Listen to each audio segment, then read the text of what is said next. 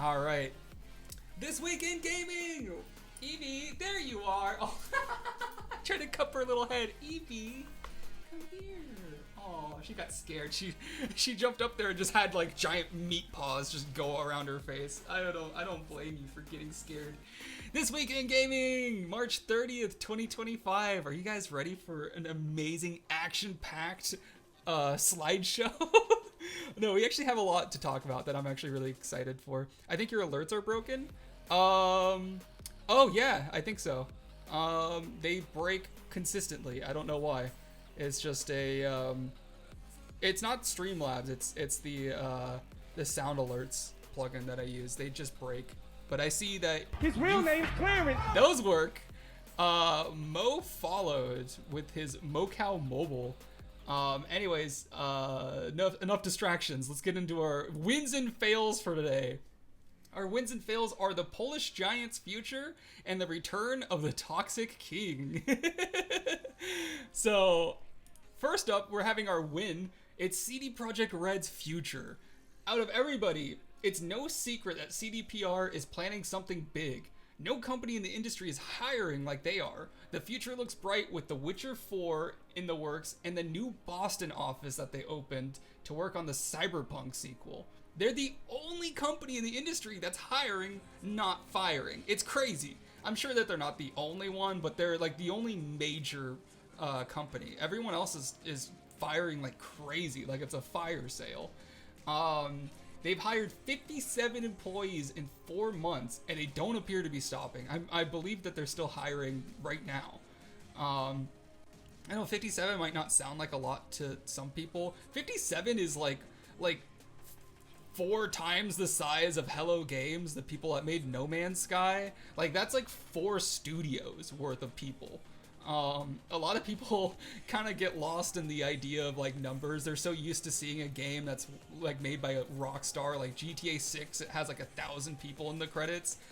That's not normal. This is not normal either. This is a very good trajectory of hiring. And then the CEO went on to say during their I think it was like a board announcement. When he was speaking to the board about the future of the company, he says, "We believe that cutting-edge single-player games rooted in strong franchises and immersive narratives will continue to enjoy great popularity." And this is in regards to the rise of games as a service. And the pressure from boards, especially like EA and Ubisoft, they've experienced the same issue to make live service games rather than a single player immersive experience. CD Projekt Red is saying, no, we're not going to be making live service games. We're not doing the whole microtransaction bullshit. We are just making really good, compelling narratives in a single player game. And there is a market for it. Trust us. And they're not wrong. They're preaching to the choir here. I am the biggest fan of single player games. I would much rather sit and play a great RPG than to play, I don't know, Marvel Rivals. Like, to be completely honest. In fact, if you guys know, in my spare time lately, I have been playing Fallout New Vegas religiously. I have played Fallout New Vegas I think I'm on my 5th run right now. I've been playing from start to finish, and then once I beat it, I just start over again. I haven't stopped. You prefer multiplayer games? That's crazy. You don't mind live service games as long as they're free to play? I don't know. There's gives and takes to both of that, because if it's free to play, then you also are getting more microtransaction up the butt. Sometimes when you have to pay an entry fee, you get more out of it, but then sometimes you don't. Sometimes you get the worst of both worlds. You have to pay for it, and it's full of microtransactions. I don't like story games. I find them boring. I have a lot more fun with multiplayer games. Oh, sweet summer child. It just sounds like you have a lot of growing to do. I think one day you're gonna when you get a job when you get a job and you work 12 hours in the buttfuck factory, you're gonna want to come home after a long day and just play a game that has a story to tell you, something calming, something more structured, rather than playing a game of Fortnite with a bunch of 12-year-olds yelling at you, saying that you suck shit at the game. I've had 3, still don't like them. I will fight you? Is it possible to pirate live service games? It depends on the game, but yeah, it's definitely possible. Me too, but I like if they have the single player side too, or let the community host own servers, so even after the live service shuts down, you can play the game. And that's another big problem with live service games, is they only exist as long as people keep paying for them to exist. The second it loses any amount of popularity that doesn't make it profitable anymore, you can never play that game again. It's gone. It doesn't exist. So I don't like that. I can still boot up Fallout New Vegas a decade later. I can boot it up a century later and it'll still work just like it did back in 2010 when it came out. I don't know. To me, that's way more valuable. I think having a game on your shelf that you can pick up and play again is more valuable than... Oh, I have a perfect example.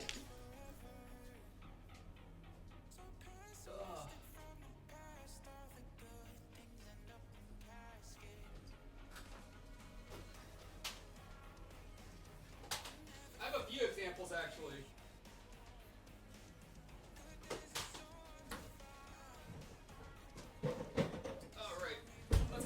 Beer while we're at it. So, our stream beer for today is going to be a Modelo, going back to my Mexican roots. Alright, I'm going to show you guys 4 games. 2 of these games still work to this day. 1 of these games doesn't, or no, 2 of these games don't. Alright, tell me if you can guess which games I can still play. Can I play this game? Can I put this in my PS5 and play it right now? How about this one? Can I play this game? How about this one? Can I play this game right now? Can I put that bad boy in the disc tray and just play it? How about this? Can I play this game? Will this game still work? No, it won't work. It doesn't work. These 2 games do not work. I paid for... Literally, this is paperweight. They're useless. Try playing Destiny: The Taken King right now. Guarantee you it won't work. I have the receipt in here too. Guess how much I paid for this bad boy? $5. It was $4.99. Even back then. What does it have a date? 2017. This was 2017 I bought this.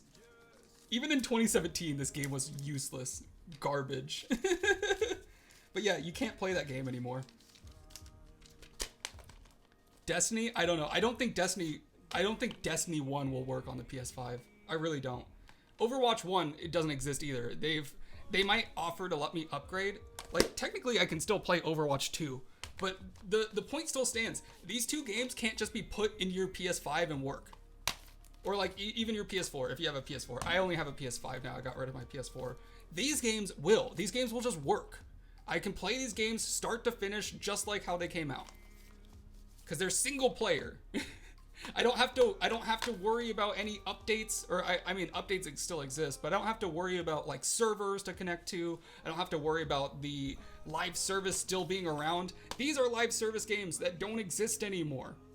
They're not games. They're paperweights. So you tell me which one you would rather invest in. As a gamer, I mean, sure, I know that our generation nowadays just plays downloaded games. They don't really like play discs anymore. But I still value the physical copies. And I don't want to buy a physical copy of a game that I won't play in 10 years. I won't be able to play in 10 years. I like how it's yes, no, yes, yes, no. It defo does. I played it the other day, not to the original one. Yeah, I still have Overwatch PS4 disc lying around. Does it work? I didn't test it, to be honest, but I imagine it probably doesn't work. I don't think you can load Overwatch 1 at all. I think that game's completely shut down. It's been sunset, as Destiny would say. This is why we need true indie dev revolution. We already have it, baby. You know, where do you think all the devs have gone that have been fired by all these AAA companies? They're making indie games right now. We're about to have the craziest revolution of all time. Welcome in, Luis. Luis, it's cool to see you. Anyways, let's move on to our fail for the week. Twitch unbans Aiden Ross. Yay! Aiden's finally out of jail. Aiden Ross has been unbanned by Twitch. This comes after a reworking of the site's guidelines that allow users to more easily return to the platform, aka ban evade. Okay. His ban was originally for failing to maintain moderation amongst his toxic chat, but Twitch likely recognized their hypocrisy in banning him, but leaving even more toxic users like Hassan on the platform. they were like, yeah, we gotta get rid of this guy. His chat's so toxic, and he's just letting it happen. And then Hassan's like, hey, I'm gonna show terrorist propaganda for the next hour. And then everyone's like, we need to kill the Jews. And then Twitch is like, okay, maybe we're a little bit hypocritical for banning that one guy. I guess we gotta let them all on the platform. So expect Twitch to be a much more political place in the future, because it's bad. Indian game revolution. We should look into how much it costs to make discs, so that when we pay, once we say that D&D is done, we can release fan packages and physical copies. I've actually always wanted to do that. Forget about Hassan. I can't. He lives rent-free in my head. He makes me so mad. It's because it seems like such an obvious choice to not let him be on the platform. But I don't know. I guess free speech is a thing, and it works for everybody, even if you're a terrorist. He's an anti-Semite. Yeah, he kind of is. But so is a lot of people. It's like really in right now, if you haven't noticed. It's real popular. So here's a screenshot from Scuba Ryan. I don't know who that is, but I know who Scuba Steve is, and I know that they're like IRL lolcow, so I'm sure he's probably also a lolcow. And he says, Aiden Ross has been unbanned after 2 years. And this guy's like, watch how fast he gets banned again. That's the thing, is Aiden Ross has learned absolutely nothing, so it's likely he'll probably get banned again. These people, like, who's the other guy? Johnny Somali. These people are just nuisances, and they can never be anything more than that. So, I guess we'll see. I don't know, is that too rude to say? Like, I mean, Aiden Ross, I'm not, it's not like I'm punching down. Aiden Ross is like, he actually has like 1.5 million followers on Kick or whatever. I'm punching up. I'm get him right in the balls. So yeah, that happened. I think that's kind of a fail. And then Ubisoft finally did it. Ubisoft has finalized their plans to create a new subsidiary alongside Tencent to house their major properties such as Assassin's Creed, Tom Clancy, and Far Cry. China will own 25% of the new venture, which is valued at $4 billion, nearly double their current stock valuation at $1.82 billion. This is insane, might I add. So it looks like Ubisoft is actually going to retain control of their company and their properties, but China's going to own a massive share of it. So they're creating a subsidiary. So Ubisoft is going to stay alive. So Ubisoft is going to still be the parent corporation, and then they're going to have another company underneath that. I thought they were going to roll Ubisoft into something else. I thought it was going to get merged, but it doesn't look like that's the case. I think that this is the good ending. This is literally the best thing that could have happened to Ubisoft, and it's only because Assassin's Creed Shadows did so well. It objectively did. It was a success. A very rare win for Ubisoft, and the best that they could have hoped for. I don't think that they knocked it out of the park at all. We talked about this earlier. They bunted it. You know, they just got it through the goal, right? They did what they had to do to just stay alive for another day. And they doubled their valuation because of this. Somehow Ubisoft has managed to receive a $1.25 billion investment from Tencent and retain control of the company. This is a once-in-a-lifetime deal that doubles their value and is actually quite good for them. To put into perspective, Tencent has invested almost as much money as Ubisoft is valued at combined, their entire stock price. They basically bought Ubisoft for the low price of 25% of Ubisoft. I don't know how that happens. This doesn't seem like a good deal for Tencent at all. But hey, Ubisoft just doubled their value with a subsidiary nonetheless. I don't know. Weird money shit's going on here. Oh, I bet the US love that. We're about to get a TikTok situation again. So Ubisoft will retain control. Interesting. Yeah, I really didn't see that coming. I thought for sure that they were going to just get bought out entirely. But they got real lucky. I still think that they're on life support. They have to keep making good games. But they have an actual chance. Like a real true chance to turn things around. This is their moment. They need to either nut up or die in obscurity. I have 1,000 points saved? Gosh, you guys earn them so quickly. Gonna add something diabolical. Oh, no. I forget I allowed you guys to upload your own emotes. Let's discuss the concept of failing upwards. Maybe that's what's happening. They're doing something right for sure. Anyways, our next story is the InZOI launch. The newest competitor to The Sims launched in early access this week to mixed reviews. IGN gave it a 6 out of 10, while some gamers are more optimistic. The game is not without its bugs and can lack depth at times. However, it is undeniably innovating in a category that EA has been stagnant in for a long time. It's actually, I don't know if you guys have checked this game out.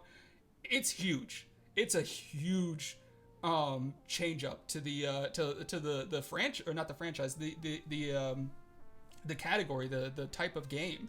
Here you can see my little character. Kind of looks like me if I were to like put my hair back. Hang on, let's try that.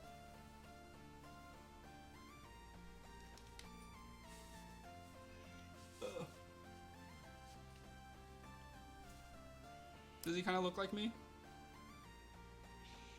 I think he looks like me. The cool thing is, if you see his little spaceman t-shirt that he's wearing, I made that using AI. So this game has AI generation built into it, so you can like literally AI generate new patterns and put them on a shirt. So you could AI generate potentially anything. You could have like a horse riding another horse if you wanted to. And I think that's such a cool way to use AI. I think that this is a really, really cool feature. And it's not the only way that they used it. There's also AI generated animations that I haven't tried yet. It lags my computer when I try it. So I think it's all based on your own hardware. So you gotta be careful with it. But yeah, love the UI of that game. EA is on Zen's wish list. Best UI I've seen in a long time. Hear me out. Wait, are you talking about InZOI?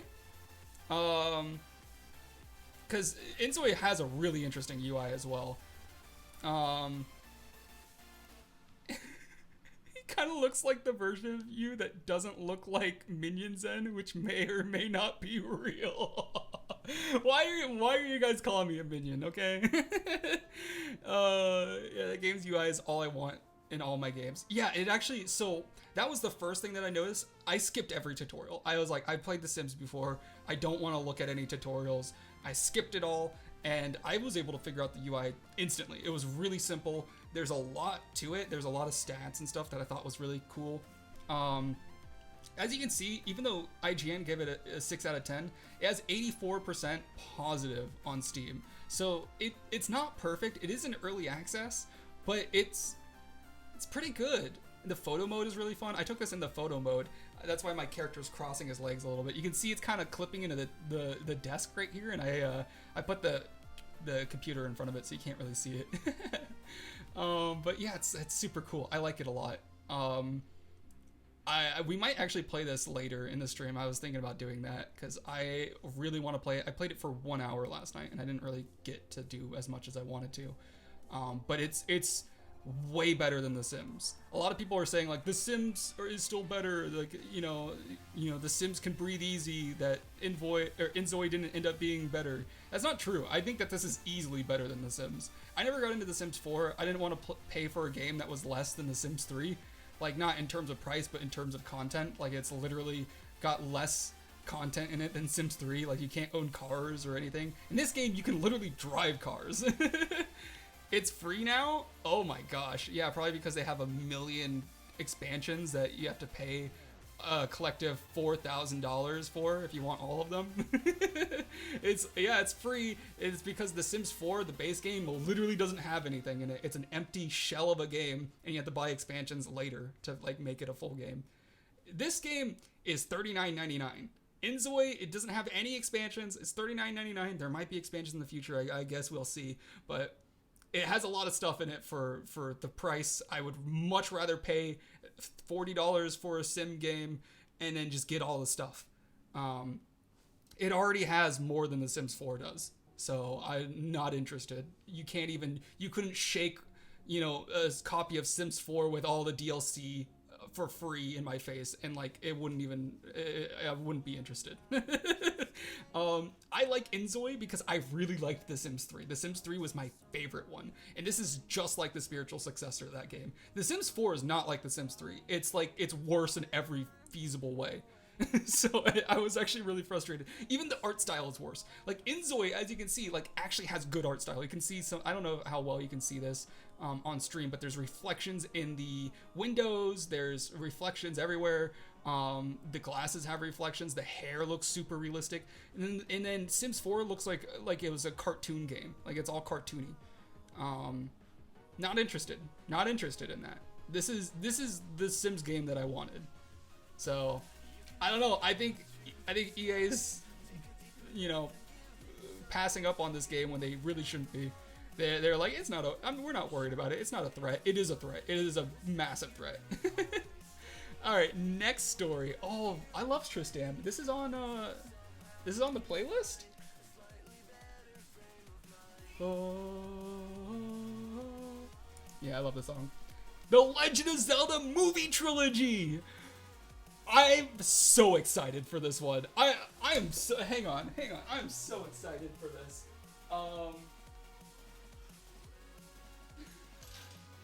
I mean, as you can tell with all my Legend of Zelda collectibles, I have like every Legend of Zelda amiibo, and this is from the collector's edition for Legend of Zelda Breath of the Wild. It's still sealed. It's the soundtrack. Ugh. The Legend of Zelda is, I mean, I like Zelda. I'll be the first to say it. I like Zelda. I like Zelda. So this is not a joke. This is confirmed by Nintendo.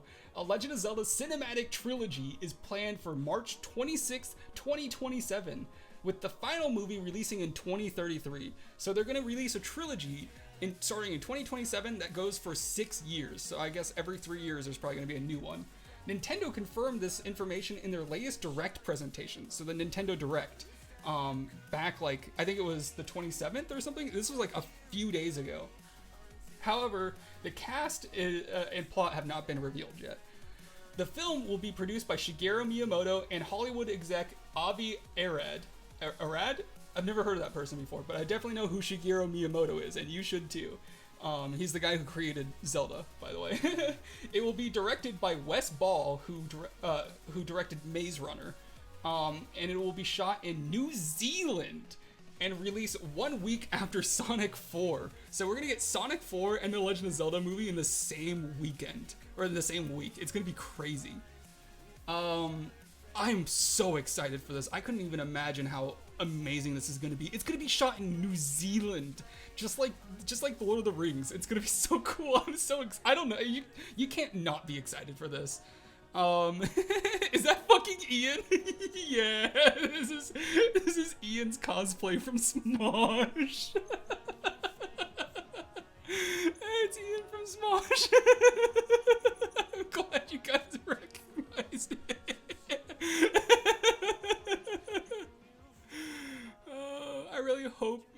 doesn't say a word the entire show. That would be gold. That would be gold, actually.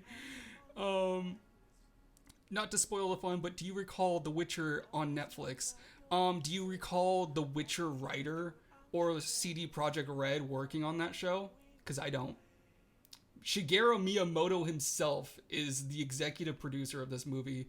I have good faith that he's going to make sure that this is at least relevant to the source material. I don't think that we're going to get a black Link. I don't think he's going to be a black trans woman. I don't think that'll happen. Netflix won't get their stupid little grubby paws on this one.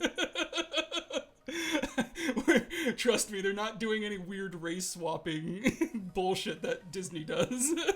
I think that if anything, it'll probably be a Japanese kid, a little 17-year-old Japanese boy playing an elf, which will make a lot of. Actually, if anything, I think he's supposed to be like Celtic, right? So it'd probably be like an Irish boy. I think it'll be relevant to the source material. I don't think they're gonna do some weird Netflix adaptation of this. I'll ask Jed to go sneak some pics for me. Oh yeah, Jed's from New Zealand. He's gonna play a background character. That would be. I would honestly. So they're actually casting for this movie right now, and I would love to be in it. I would do anything. I would be the guy who sucks Link's feet. I would do it. I would do anything. All right, Miyamoto. If Miyamoto is the director, I'm beyond thrilled. He's not the director. He's the executive producer, which just means that he has executive control of how things are going. The director is the guy who directed Maze Runner. Wait, my cousin is in New Zealand right now? Ooh. I'm gonna ask him if he needs a job. Should get Pemmy to play Link. He's already short. Yeah. Please avoid race swapping. Yeah, I would hope that Link would look like the Link from the video games at the very least. You could be a Zora. Oh, that'd be so cool. I wouldn't take it that far. I would love to be a Zora. Yeah, so very excited for this. I have very high hopes for it.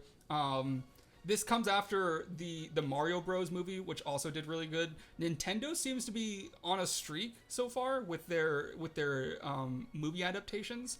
I think they were testing the waters with the Mario movie. Naturally, the Zelda movie comes next, and I think based on how the Mario movie went, there's a good chance. I mean, the Mario movie was perfectly casted. A lot of people didn't like Chris Pratt as Mario, but when you actually saw the movie, it wasn't bad at all. He did a great job. And then Seth Rogen as he was Donkey Kong, right? Perfect casting choice. Jack Black as Bowser, perfect casting choice. Who was the guy who I think Toad was also a really good choice. Like all the voice actors were phenomenal. Seth Rogen's laugh as Donkey Kong is iconic. The Peaches song by Jack Black is iconic. Fantastic. If it's like that, if they cast like that, we have no worries. This is gonna be an amazing movie. Zen for Link 2027. I do have the blonde hair. I could do it. I did not like that movie, to be honest. Oh, that's a bummer. It wasn't bad. It genuinely wasn't bad. You thought it was mid? I thought it was actually pretty fun. I enjoyed it a lot. Anyways, our next story. No Man's Sky Relics update. They literally never stop. Hello Games has graced us yet again with another free update for their long-running indie game No Man's Sky. This update adds new paleontological elements. Do you like how I said that? Such as, or as well as ancient guardians of such relics. So apparently you're going to be able to search for relics in the ground, like old bones and fossils, and you can build them into like a display to show what creature it used to be. And there's going to be guardians, like ancient stone guardians as well. So I'm interested to see how that looks. Focusing mostly on the fossils, there will be a whole new system designed around all of these elements. So the major changes in their changelog are you're going to be able to collect and display skeletons. There's going to be a fossil exchange. There's relic expeditions. There's stone guardians, skeletal life forms, quality of life and UI updates, a save system update. They're adding cooking with some of these fossils. There will be new cooking recipes.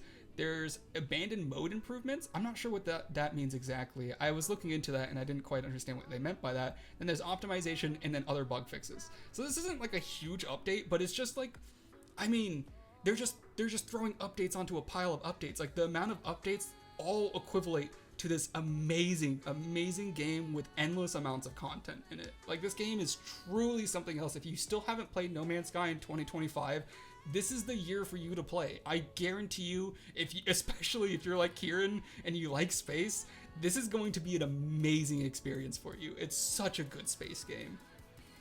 Does someone want to tell them to chill the fuck out with the updates? No, they can keep up with it. Honestly, it's insane too because they've already done enough. Like it's like, okay, cool, we get it. Like the game's good now. And they're like, no, you don't get it. Group playthrough? We could. It's multiplayer now. You can play with all your friends. That would be a lot of fun. I have so many hours in this game. I think I have like 400 hours in No Man's Sky. It's a fantastic game. I can't recommend it enough. And how much is it? How much is No Man's Sky? I was actually a pre-order player. I pre-ordered the game back in 2016, and I've still been playing it ever since. Let's see. It's 60% off right now at $23.99. That's a pretty good deal. It's also in VR, so if you like VR, you can play this in VR as well. This game is insane. It's also on Switch. Apparently it runs really good on the Switch, which is unfathomable. I don't know how they would make this game run on a Switch. I don't even know how you would make fucking Tetris run on a Switch, let alone No Man's Sky. So good for them. They're really talented. I genuinely believe that. Hello Games is something else. They also have another project that they're working on. It's going to be like an RPG. It's like a procedurally generated RPG that takes place on a planet the size of Earth. It's crazy. They got something going on over here. Oh man, okay, I'll reinstall. Yeah, it's great on the Switch. Hell yeah, yeah. I heard that it runs really well. Next up, we have the Hot Topic leak. Did you guys hear about this? A lot of people have been talking about this one.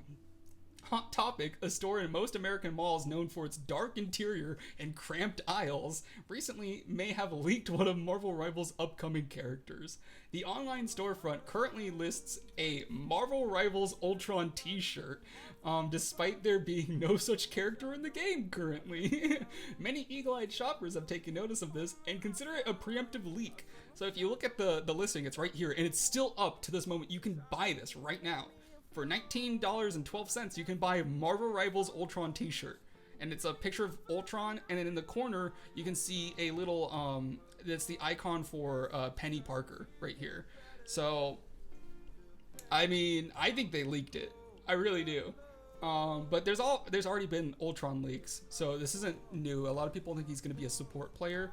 We'll see, but it's just another leak. And I think there's real merit to this.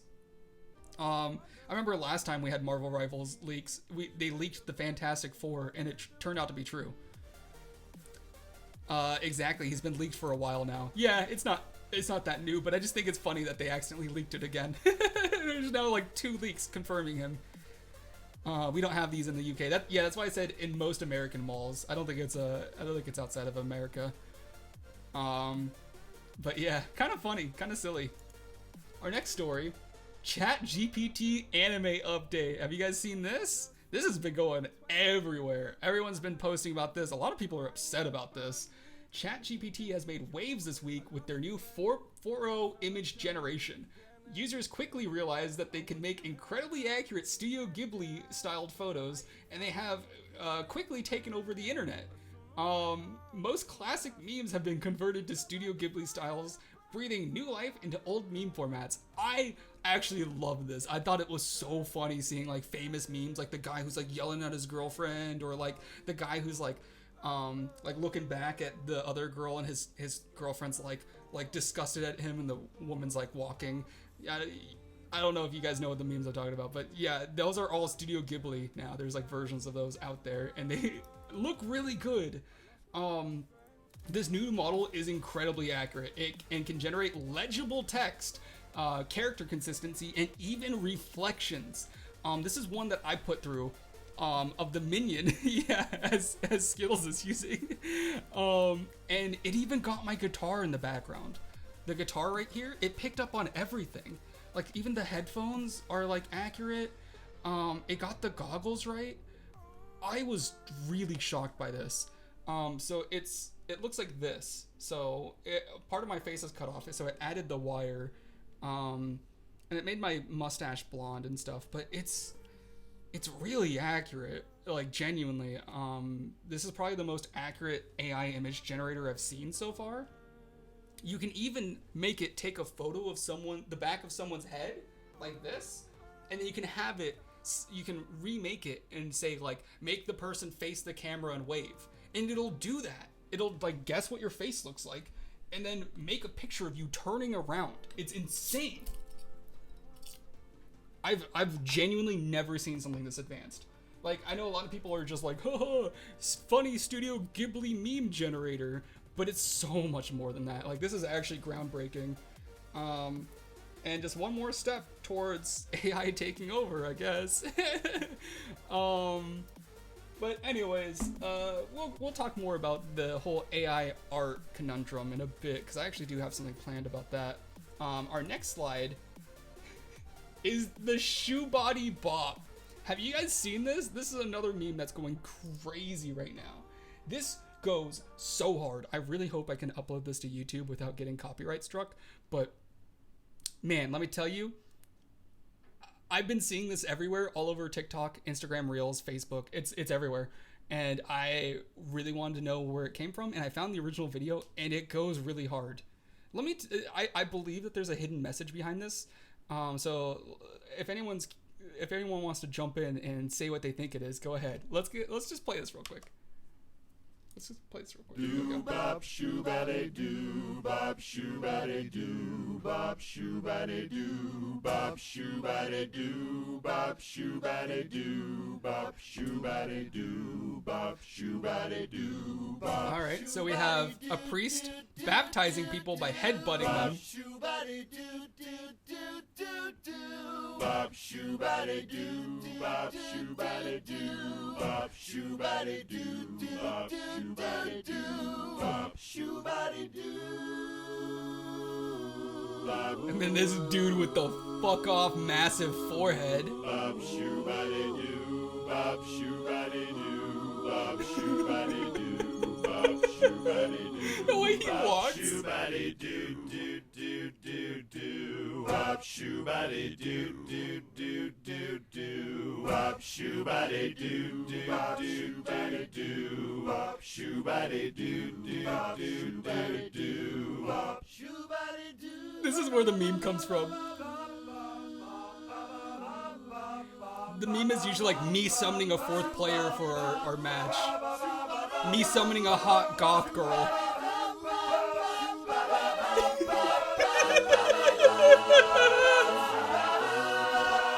You've seen it? It goes so hard. So he has to headbutt this guy, but his head's full of spikes. The way he walks is so funny.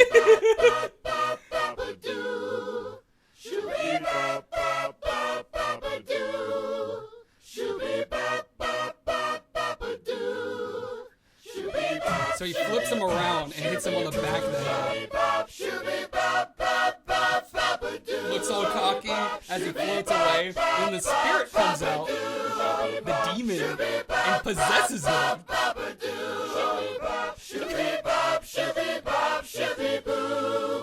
And that's it. That's the video. So that's become a huge meme. It's really funny. I love it. But what is the meaning behind this? Because I knew that there had to be something more. As soon as I saw the source of this meme, I knew that there was a deeper message to glean from it all. It wasn't until I saw this comment right here that it started to make sense. I take this video as a message to hold strong in your convictions, have faith in yourself, and see things through to the end. So Ray Rapid 63 said, and this came out 2 months ago. Apparently it was up and then it got deleted by YouTube. I don't know why, but they were able to re-upload it under the music tag. And with music on YouTube, you're allowed to, skirt the lines of what's in the rules a little bit more. So they uploaded it as a music video, and it has remained up since then and has gone super viral. This guy says, at first I thought him bopping the demon from behind was a sign of cleverness, but the demon came willingly into the water to test his courage, as the thick-headed man had in the past. And the demon is the only one to lie in the water face down, drowning. It is no wonder why the darkness consumes the man, taking him into the sky and not down the river like the others. He turned from his test of faith and went for the easy answer, as clearly evident by his smug face right after. He is punished for his sin. And I thought that was really cool and profound. And I don't know, I think that it's super cool to see like a little meme like this that's just like simplified to me summoning a goth girl to being like actually pretty in depth and like thought provoking. This guy also said something similar down here. The forehead injuries at the so apparently this is chronological for this creator. They've used this character in other bits. So in the Something Terribly Offensive video, he has a bandage. So this is a prequel to that, and he has the same boys with him that are encouraging him. The tension and the expression the head bop guy's face indicates that this is a test that he must pass. The funny thing is people are calling him John the Baptist. And then at 127, the head bop guy realized there's no way he could win the test by bopping the demon's forehead, so he later decides to outsmart him by bopping him behind. The curse being liberated from the back of the demon's split forehead may be a form of punishment for cheating. Every person who got their head bopped started singing while floating down the river, except for the demon, who couldn't because he was face down. Maybe that broke the ritual.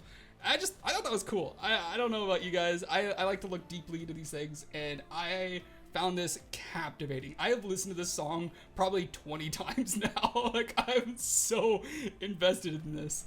And I think that's all I had for today. So for our pro tip, this leads into the same kind of idea as the Shoe Body Bop song. It's to focus on yourself. An artist that looks up from their easel to see what others are working on will never create true art. In an uncertain age where people fear an AI art takeover, focus on doing the one thing AI can never do: creating genuine works of human expressions.